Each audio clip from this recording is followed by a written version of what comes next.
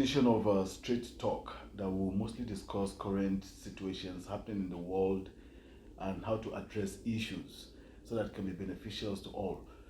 Today, we're going to be looking at the issue of fake news and the implication vis-a-vis the recent end-SARS protest that we had in Nigeria that later led to the Lekki shooting, in which many were calling Lekki massacre and later turned to Lekki shooting subsequently.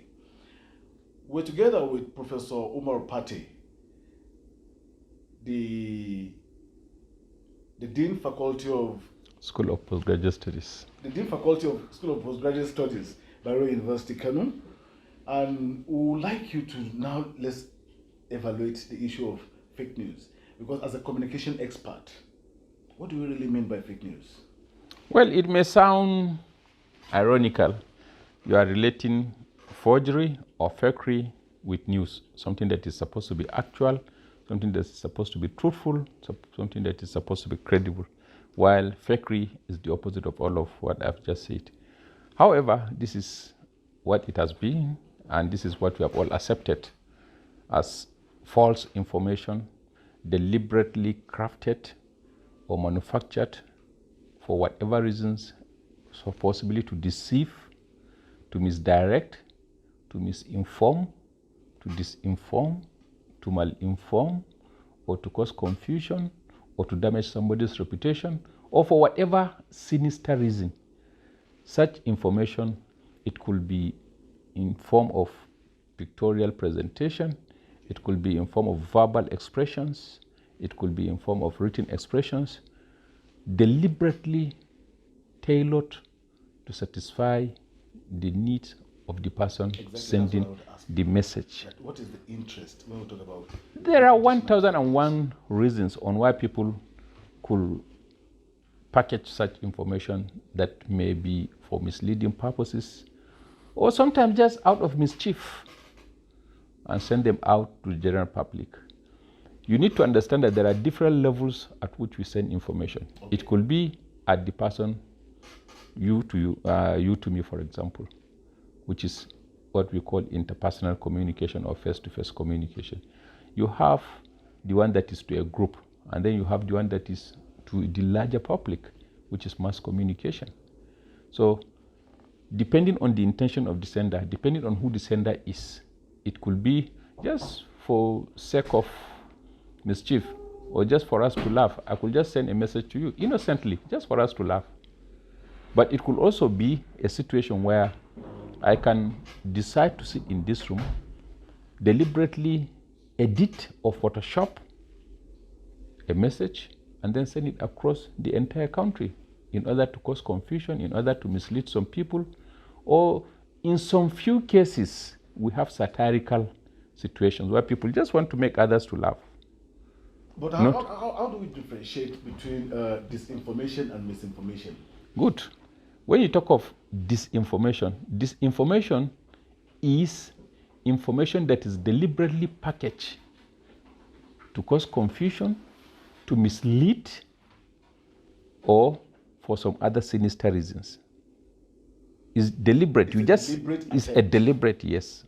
Not an attempt. When you have made it is no longer an attempt. It's an act. So this is disinformation.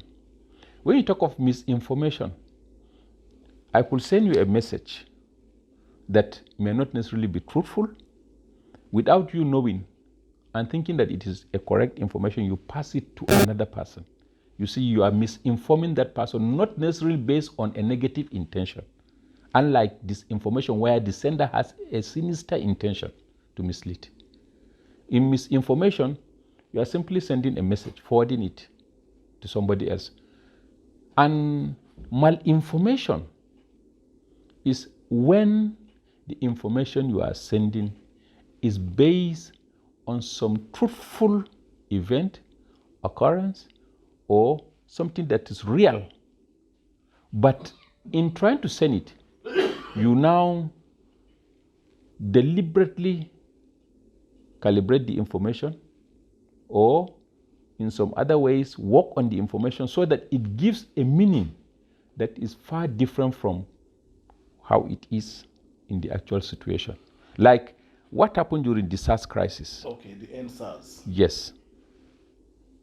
Really, in many states, food items were hoarded in warehouses.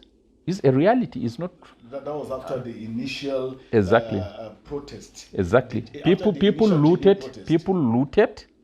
Really, the food house, the items were hoarded, and the truth is, people looted. But in the aftermath, when information were being sent out about what happened, it came in all shapes and forms. You see, it was real that food was hoarded. But how the information is presented to the public is something different. This is what we call malinformation. So by the time you look at these three categorizations, they are all one form or the other of fake news.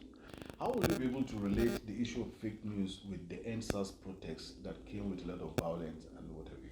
You should expect that an event like the NSAS thing that happened in Nigeria, naturally, the conventional media may not have all the space to give them to be able to mobilize themselves and to be able to express themselves, either because of cost or because of some legal reasons or for some ethical reasons.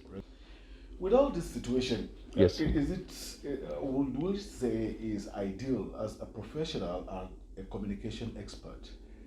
Some of the television stations and the conventional media, that is the radio and television, were accused of making. And that is where the problem and the worry come up.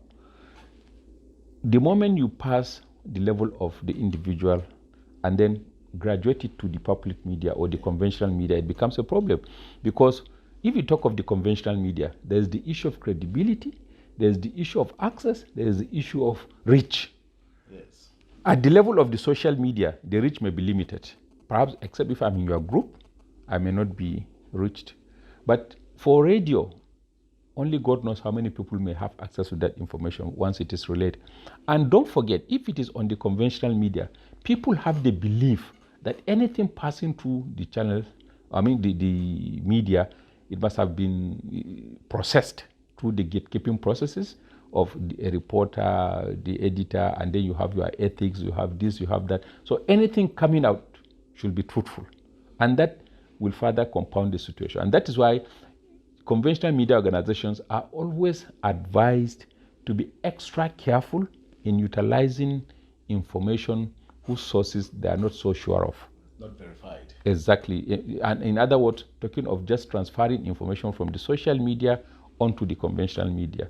And where you do, you should clearly, ethically identify the source, that this information is coming from an amateur video or whatever, you identify it, so that people will now be better equipped in consuming or perceiving and interpreting whatever messages that they could see through chats. I'll still take you to the issue of the NSAS issue, whereby a lot of videos were on the social media only for verification to discover that some of the videos did not even happen here.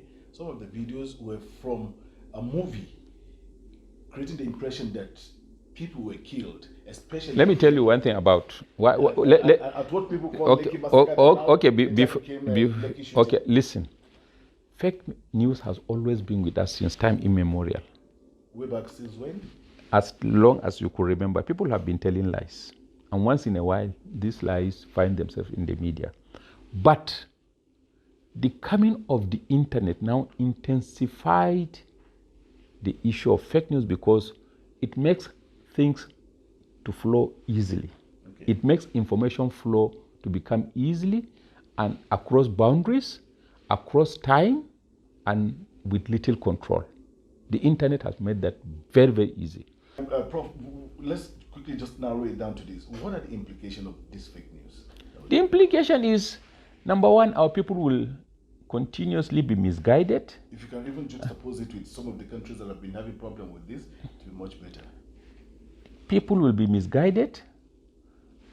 The whole thing is about perception. Yes.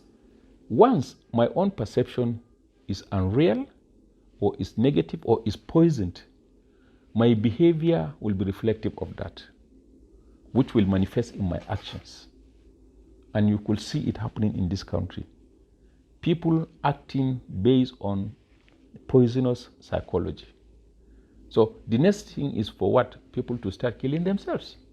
People to start harboring unnecessary hatred about their neighbors based on your ethnicity, based on your religion, based on this, based on that. And unfortunately, our political elite always emphasize issues of ethnicity. Our fault lines, issue of ethnicity, politics, whatever happens, people religionize, ethnicize, provincialize, almost everything, not on the basis of merit.